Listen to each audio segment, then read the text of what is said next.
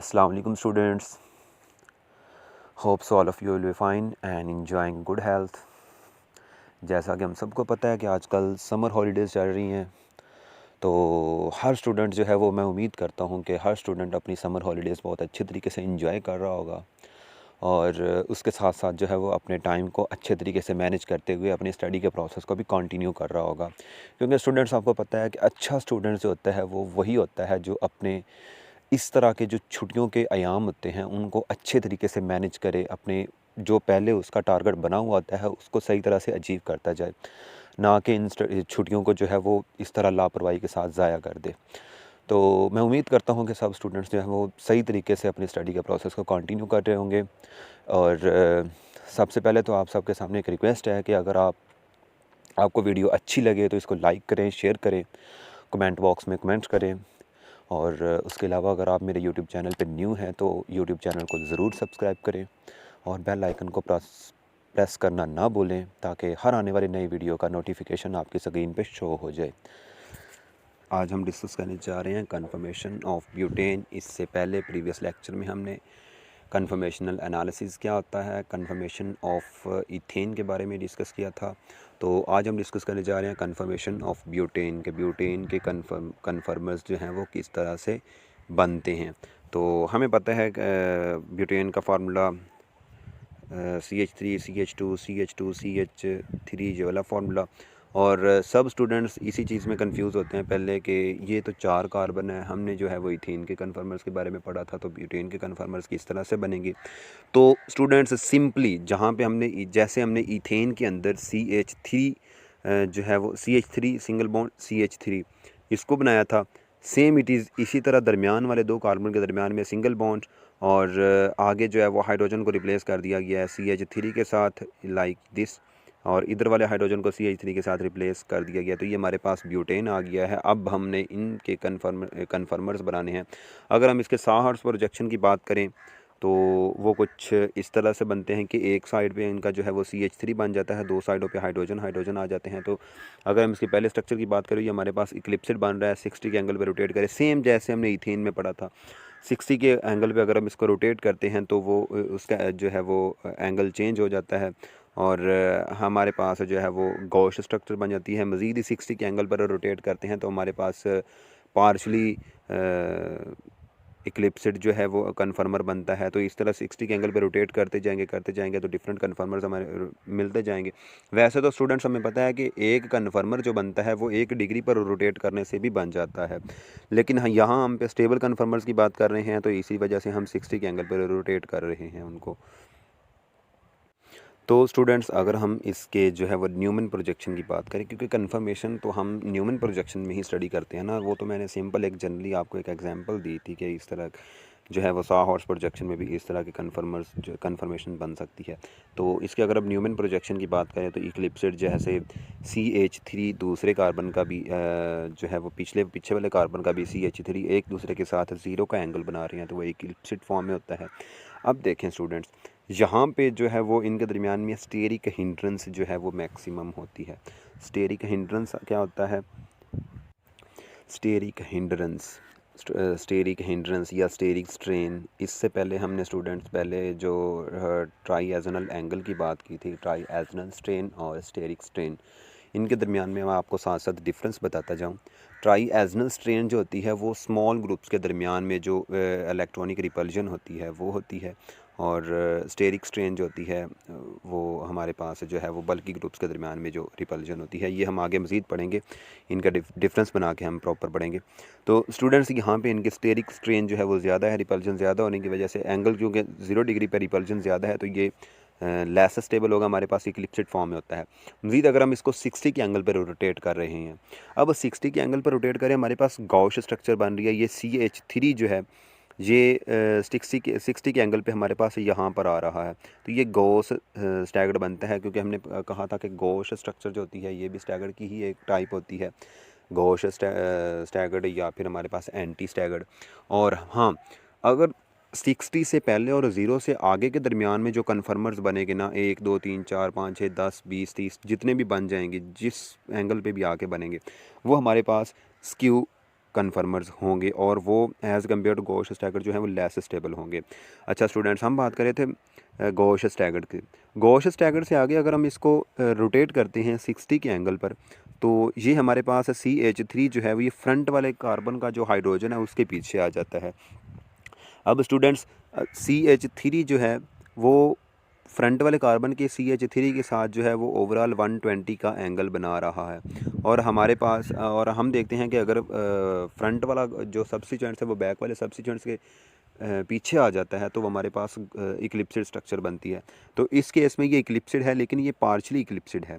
चूँकि स्टूडेंट्स हमने देखा था कि जो हमारे पास होता है इक्लिप्सिड और पार्शली इक्लिप्सिड के दरमियान में डिफरेंस कुछ इस तरह से हम बता सकते हैं, क्योंकि इथेन के सूरत में हमने देखा था कि वो इक्लिप्सिड ही बन जाता है जब वो सेम ग्रुप्स जो होते हैं वो एक दूसरे के आमने सामने आ जाते हैं। चूँकि वो वहाँ पे इक्लिप्सिड हमने इसलिए कहा था चूँकि वो दोनों ही स्मॉल ग्रुप्स थे, दोनों ही हाइड्रोजन थे, तो उनके दरमियान में रिपल्जन जो होती है वो कम होती है एज़ कम्पेयर टू अगर एक साइड पे बल्कि ग्रुप अटैच हो जाए। अब हम रेड मार्कर के साथ जो शो किया हुआ है CH3, फ्रंट वाले हाइड्रोजन के पीछे जो CH3 है हमारे पास इस स्ट्रक्चर में, वो है bulky group as compare to hydrogen. तो बल्कि ग्रुप होने की वजह से एक साइड पे बल्कि ग्रुप, एक साइड पे इलेक्ट्रॉन है, तो इनके दरमियान में रिपल्जन जो होगी वो एज़ कम्पेयर टू हाइड्रोजन की रिपल्जन के वो ज़्यादा होगी। अगर ज़्यादा होगी तो ये इक्लिप्सिड जो है ये इनके दरमियान में रिपल्जन ज़्यादा होगी तो ये उसकी निस्बत थोड़ा सा जो है वो स्टेबल बन जाएगा।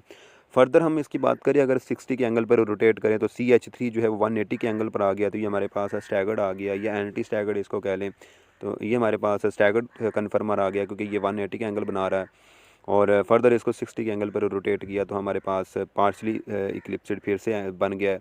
और फर्दर 60 के एंगल पर रोटेट करें तो ये हमारे पास जो है वो गॉश या इसको एंटी गॉश कह लें या गॉश कह लें, चूँकि दोनों साइड से ही रोटेट हम कर सकते हैं। क्लॉकवाइज रोटेट करवा रहे हैं तो मज़ीद कि ये एंटी गॉश हमारे पास बन गया। इसको हम सिंपली गॉश भी कह सकते हैं चूँकि होते तो ये दोनों स्टैगर्ड ही हैं।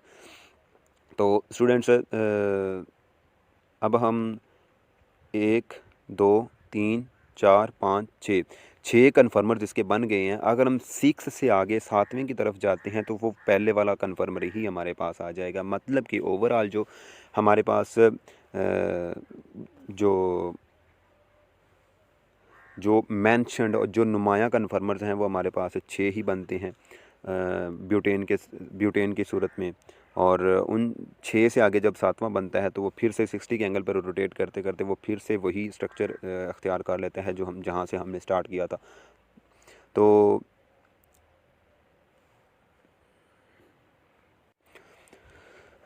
अच्छा स्टूडेंट्स, हम जो है वो मैं आपको पीछे थोड़ी सी डिटेल बता रहा था ट्राइजनल स्ट्रेन और स्टेरिक स्ट्रेन के दरमियान में डिफरेंस। तो यहाँ पे मैंने उसको प्रॉपर लिख के भी आपको बता दिया है। Electronic repulsion between two small groups, मतलब दो फॉर एग्जांपल दोनों फ्रंट वाला कार्बन और बैक वाले कार्बन के दोनों हाइड्रोजन एक दूसरे के सामने सामने आ जाते हैं, तो उनके दरमियान में जो रिपल्जन होती है वो हम रिपल्जन या स्ट्रेन होती है या हिंड्रेंस होती है उस हम क्या कहते हैं ट्राइजनल हिंड्रेंस स्ट्रेन या रिपल्जन, इलेक्ट्रॉनिक रिपल्जन जो होती है। और अगर दो एक बल्कि ग्रुप और एक हाइड्रोजन या फिर दोनों बल्कि ग्रुप्स के दरमियान में जो हमारे पास इलेक्ट्रॉनिक रिपल्जन आती है तो उसको हम क्या कहते हैं स्टेरिक स्ट्रेन। तो स्टूडेंट्स ब्यूटेन के स्ट्रक्चर में जो इक्लिप्सिड फॉर्म बनती है इसमें स्टेरिक हिंड्रेंस भी जो है वो मैक्सिमम होती है, क्योंकि बल्कि ग्रुप्स के दरमियान में जो हमारे पास बल्कि ग्रुप्स के दरमियान में जो इलेक्ट्रॉनिक रिपल्जन होती है वो मैक्सिमम होती है एज़ कम्पेयर टू हाइड्रोजन। तो इसके दरमियान में इस सूरत में जो इक्लिप्सिड फॉर्म बनती है वो ज़्यादा जो होती है वो एनर्जी रखती है, रिपल्जन ज़्यादा होती है तो वो लेस स्टेबल होती है और भी कम स्टेबल हो जाती है। और अगर हम बात करें इस कन्फर्मर की तो ये वाला जो है इसको हम पार्शली इक्लिप्सिड क्यों कह रहे हैं, क्योंकि एक साइड पे बल्कि ग्रुप अटैच है, एक साइड पे हमारे पास हाइड्रोजन अटैच है। अब बल्कि ग्रुप और हाइड्रोजन इनके दरमियान में रिपल्जन जो होगी वो दोनों बल्कि ग्रुप्स के दरमियान में रिपल्जन की निस्बत जो है वो कम होगी। कम हो जाने की वजह से इनका जो है इनकी एनर्जी जो है वो इनकी निस्बत कम होगी, तो इसी वजह से हम इसे कहते हैं कि ये इक्लिप्सिड से पार्शियली इक्लिप्सिड होती है, और ये इक्लिप्सिड से इक्लिप्सिड से स्टेबल भी होती है। और वो अलग बात है कि वो गॉश और स्टैगर्ड से कम स्टेबल ही होती है, लेकिन इक्लिप्सिड से ज़्यादा स्टेबल ही होती है due to presence of bulky groups. और इलेक्ट्रॉनिक रिपल्जन जो होती है वो दो बल्की ग्रुप्स के दरमियान में इलेक्ट्रॉनिक रिपल्जन की निस्बत कम होती है। नेक्स्ट अगर हम इसके स्टेबिलिटी ऑर्डर की बात कर लें तो वो भी हमारे पास कुछ इस तरह का आएगा। एंटी स्टैगर्ड जो हमारे पास 180 पे बनता है, उसके बाद गॉश स्टेबल होता है, उसके बाद स्क्यू स्टेबल होता है जो 60 से पहले पहले और 1 से आगे आगे होता है, और पार्शली इक्लिप्सिड जो होता है वो स्क्यू से कम स्टेबल होता है और इक्लिप्सिड से ज़्यादा स्टेबल होता है। और उसके बाद एंड पे आ जाता है हमारे पास इक्लिप्सिड, जिसमें दो बल्की ग्रुप्स अटैच हों तो उनके दरमियान में स्टेरिक हिंड्रेंस ज़्यादा होती है। स्टेरिक हिंड्रेंस ज़्यादा हो जाने की वजह से रिपल्जन ज़्यादा होती है, रिपल्जन ज़्यादा हो जाने की वजह से एनर्जी ज़्यादा होती है, और उनके दरमियान में जो है वो लेस स्टेबल होते हैं। अगर हम इसके एनर्जी डायग्राम की बात कर लें तो एंगल और एनर्जी के दरमियान में जब हम एनर्जी डायग्राम की बात करते हैं तो हमने कहा था कि 60 के एंगल पे गॉश बनता है, और गॉश जो होता है वो लो एनर्जी पे है एज़ कम्पेयर टू इक्लिप्सिड। अब लो एनर्जी पे होने की वजह से ये जो है मोस्ट स्टेबल होता है।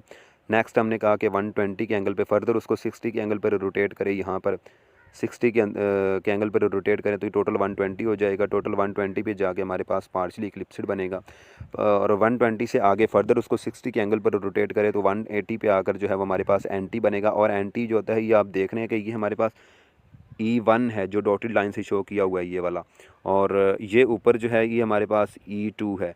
मींस के ये वाली एनर्जी मिनिमम है और ये वाली एनर्जी मैक्सिमम है। तो एनर्जी मिनिमम एंटी जो होता है ये मिनिमम एनर्जी पर है। मिनिमम एनर्जी पर होने की वजह से इनके दरमियान में हिंड्रेंस भी मिनिमम होती है, और ये जो होता है ये मैक्सिमम स्टेबल भी होता है।